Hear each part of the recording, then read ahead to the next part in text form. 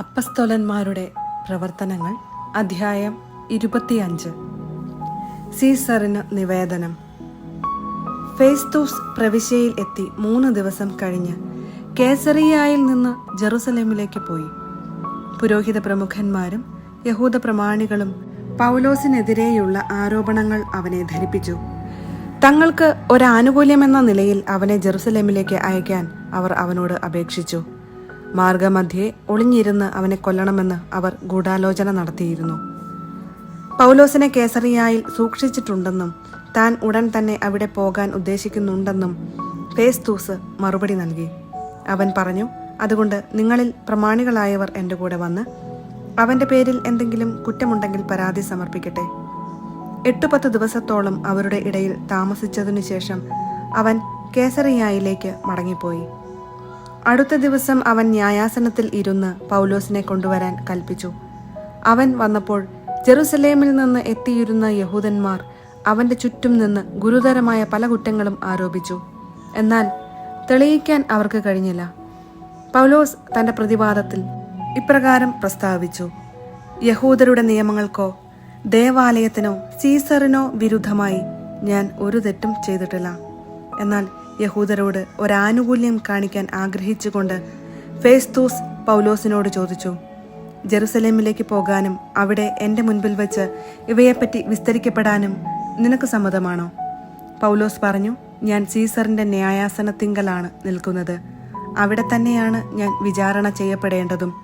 നിനക്ക് നന്നായി അറിയാവുന്നതുപോലെ യഹൂദരോട് ഞാൻ ഒരു തെറ്റും ചെയ്തിട്ടില്ല. ഞാൻ തെറ്റുകാരനും വധശിക്ഷയർഹിക്കുന്ന എന്തെങ്കിലും ചെയ്തവനുമാണെങ്കിൽ മരിക്കാൻ ഒരുക്കമാണ്. എന്നാൽ അവർ എൻ്റെ മേൽ ചുമത്തുന്ന കുറ്റങ്ങളിൽ കഴമ്പില്ലെങ്കിൽ എന്നെ അവർക്ക് വിട്ടുകൊടുക്കാൻ ആർക്കും കഴിയുകയില്ല.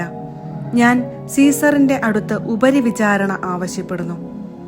ഫെസ്തൂസ് തന്റെ സമിതിയോട് ആലോചിച്ചിട്ട് മറുപടി പറഞ്ഞു, നീ സീസറിന്റെ അടുത്ത് ഉപരിവിചാരണ ആവശ്യപ്പെട്ടിരിക്കുന്നതിനാൽ അവന്റെ അടുത്തേക്കു തന്നെ നീ പോകണം. അഗ്രിപ്പായുടെ മുൻപിൽ. കുറേ ദിവസങ്ങൾക്കു ശേഷം അഗ്രിപ്പ രാജാവും ബർണിക്കേയും ഫെസ്തൂസിനെ അഭിവാദനം ചെയ്യാൻ കേസറിയായിൽ എത്തി. അവർ അവിടെ വളരെ ദിവസങ്ങൾ താമസിച്ചു. ഫെസ്തൂസ് പൗലോസിന്റെ കാര്യം രാജാവിനെ ധരിപ്പിച്ചുകൊണ്ട് പറഞ്ഞു, ഫെലിക്സ് തടവുകാരനായി വിട്ടിട്ടു പോയ ഒരു മനുഷ്യൻ ഇവിടെയുണ്ട്. ഞാൻ ജെറുസലേമിലായിരുന്നപ്പോൾ പുരോഹിത പ്രമുഖന്മാരും യഹൂദ പ്രമാണികളും അവനെതിരായി വിധി പ്രസ്താവിക്കാൻ അപേക്ഷിച്ചുകൊണ്ട് അവനെക്കുറിച്ചുള്ള വിവരങ്ങൾ എന്നെ ധരിപ്പിച്ചു. വാദിയെ മുഖാഭിമുഖം കണ്ട് തൻ്റെ മേൽ ആരോപിതമായ കുറ്റങ്ങളെക്കുറിച്ച് സമാധാനം ബോധിപ്പിക്കാൻ പ്രതിക്ക് അവസരം നൽകാതെ അവനെ ഏൽപ്പിച്ചു കൊടുക്കുക റോമാക്കാരുടെ പതിവല്ല എന്ന് ഞാൻ മറുപടി പറഞ്ഞു. അവർ ഇവിടെ ഒരുമിച്ച് കൂടിയപ്പോൾ ഒട്ടും താമസം വരുത്താതെ അടുത്ത ദിവസം തന്നെ ഞാൻ ന്യായാസനത്തിൽ ഇരുന്ന് ആ മനുഷ്യനെ കൊണ്ടുവരാൻ കൽപ്പിച്ചു. വാദികൾ കുറ്റാരോപണം ആരംഭിച്ചപ്പോൾ സങ്കൽപ്പിച്ച തരത്തിലുള്ള ഒരു തിന്മയും അവന്റെ മേൽ ചുമത്തിക്കണ്ടില്ല. എന്നാൽ തങ്ങളുടെ തന്നെ ചില അന്ധവിശ്വാസങ്ങളെക്കുറിച്ചും മരിച്ചുപോയെങ്കിലും ജീവിച്ചിരിക്കുന്നുവെന്ന് പൗലോസ് സമർത്ഥിക്കുന്ന ഒരു യേശുവിനെക്കുറിച്ചും മാത്രമേ അവർക്ക് അവനുമായി അഭിപ്രായ ഭിന്നത ഉണ്ടായിരുന്നുള്ളൂ. എന്തു തീരുമാനമെടുക്കണമെന്ന് നിശ്ചയമില്ലാതെ വന്നപ്പോൾ ജെറുസലേമിലേക്ക് പോകാനും അവിടെ വെച്ച് ഇവയെപ്പറ്റി വിചാരണ ചെയ്യപ്പെടാനും സമ്മതമാണോ എന്ന് ഞാൻ അവനോട് ചോദിച്ചു. എന്നാൽ ചക്രവർത്തിയുടെ തീരുമാനം ഉണ്ടാകുന്നതുവരെ തനിക്ക് സംരക്ഷണം നൽകണമെന്ന് പൗലോസ് അപേക്ഷിച്ചതിനാൽ സീസറിന്റെ അടുത്തേക്ക് അയക്കുന്നതുവരെ അവനെ തടവിൽ വയ്ക്കാൻ ഞാൻ ആജ്ഞാപിച്ചു. അഗ്രിപ്പ ഫെസ്തൂസിനോട് പറഞ്ഞു, അവന്റെ വാദം നേരിൽ കേൾക്കാൻ എനിക്ക് താല്പര്യമുണ്ട്. അവൻ മറുപടി പറഞ്ഞു, എങ്കിൽ നാളെ നിനക്ക് കേൾക്കാം. അടുത്ത ദിവസം അഗ്രിപ്പായും ബർണിക്കേയും സഹസ്രാധിപന്മാരോടും നഗരത്തിലെ പ്രമാണികളോടുമൊപ്പം ആഡംബര സമന്വിതം സമ്മേളനശാലയിൽ വന്നു. ഫെസ്തൂസിന്റെ കൽപ്പനയനുസരിച്ച് പൗലോസിനെ കൊണ്ടുവന്നു. ഫെസ്തൂസ് പറഞ്ഞു, അഗ്രിപ്പ രാജാവേ, ഞങ്ങളോടൊപ്പം ഇവിടെ സന്നിഹിതരായിരിക്കുന്നവരെ, ഈ മനുഷ്യനെ നിങ്ങൾ കാണുന്നുവല്ലോ.